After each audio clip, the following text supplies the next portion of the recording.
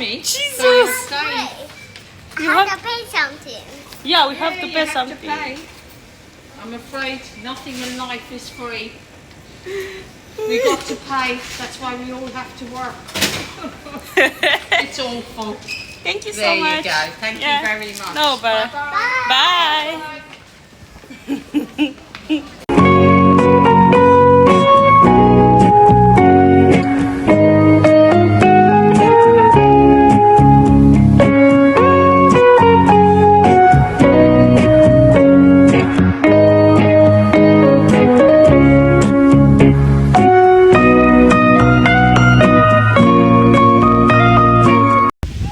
Hi guys, welcome back to my YouTube channel Beyond Borders Media. Enrique, stop! There is some cars here. You have to be careful, okay? Isi frog bawushaka bakorera nago bivamo nago bikunda yo.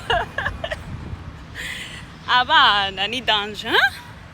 Okay guys, reka mbisuhurize hari hashize igihe. Mazbisi mbona abantu bambwira ati ariko se Coco turagukunda ariko nago dukorera utuvloge. So, wait. Let's go now. Baduhaye inzira. Rero narabuze murabona nyine ukuntu umuhungu abavuduka. Ikindi maze iminsi ngenda amavakansi. Ubu turi mu rugo ariko suni n'ubundi turongera tugende. So rero abantu mbwira ati hari abantu mbona ati sha warabuze sha waratwanze sha turagukunda ariko utinda kuduha video.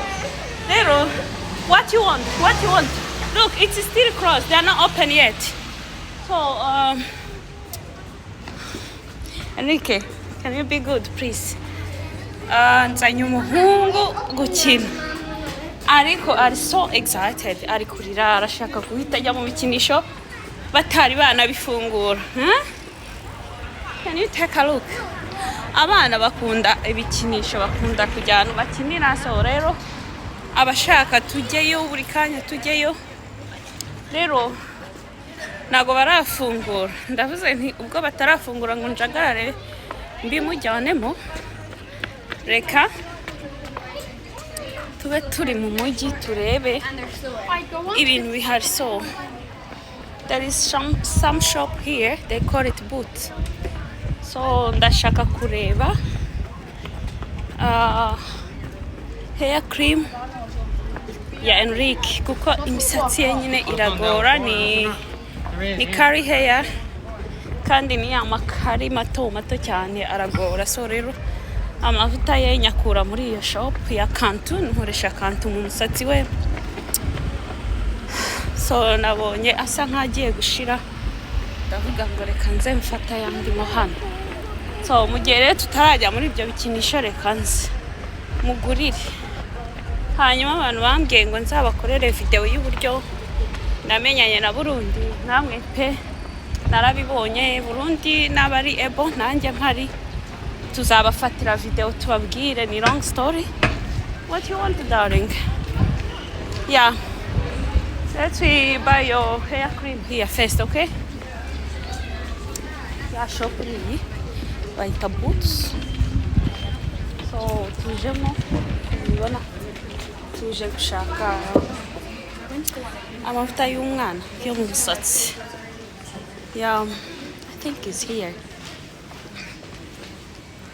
So ditango iyo nkoresha mo ndabanza nk'sprayinga mu musatsi ye mu musatsi we, and ngashyiramo ni cream. Arayizi yaratangiye kuyifata. Iyi ni curling cream. So Enrique, come on. Murabona ko ni for kids, ni by'abana. So narinje gushaka bino mo hano muri Boots, undi tugakomeza tukajya mu mujyi tukarebamo utuntu bafite. Ya nkareba nje ngunda kugura, ngunda guspendinga money we bazanyibukana. What you want? What is that? Ubundi mu maso nuko ndi guswetinga, ubu nsigaye mfite skin nziza guys. Do products nabashishikariza kugura ni Garnier, niyo nkoresha izi. So ndabifite mu rugo, ntabwo hano mbigura. Harimo amaserum, noneho abantu bigeze kumbaza nashyizeho poste y'ibumba ya maske y'ibumba. Iyi ni maske y'ibumba ariko ni 3 in 1. Ishobora kuba face washer, ikaba mask, ikanaba scrub yo mu maso. So ni keza iyo uyisize, iyo imaze iminota 10 cyangwa 5, isura itangira kuvamo ibintu by'umweru, twa tuntu two ku mazuru dutonyokamo tw'umweru bivamo byose. So ibi bintu ni byiza guys, muzagerageze. Enrique, why you pick some stuff? Bring them back please. Uyu mwana rero apfa no gufata n'ama makeup we. Yeah, good boy.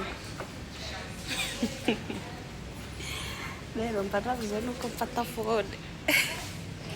Harya umuntu nkurikira hano kuri YouTube bita Egide yasambye ngashaka kuzaza kambere akajya nkamera we.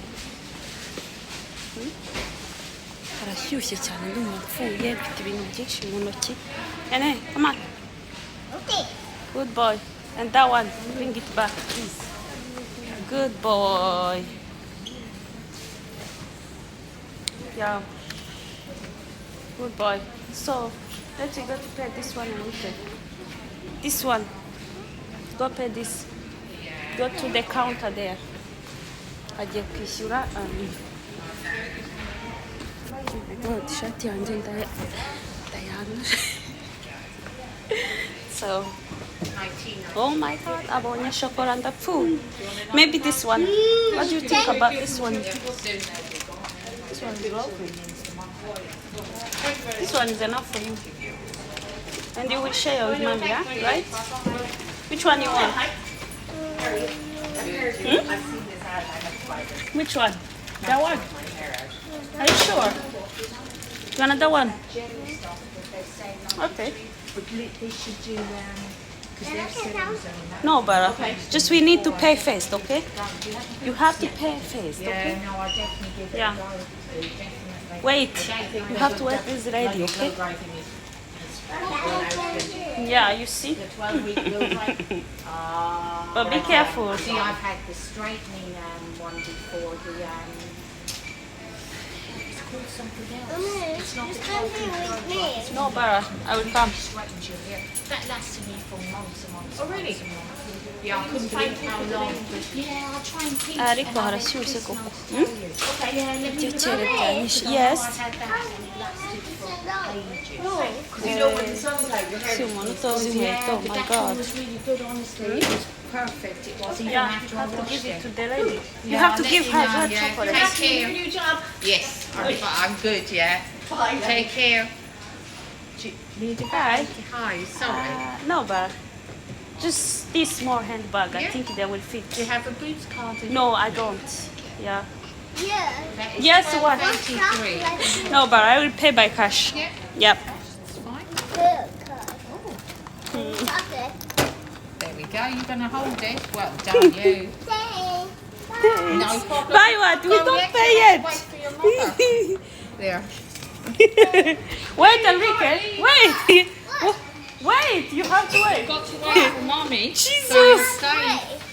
You I have have. to pay something. Yeah, we have to You pay have something. to pay.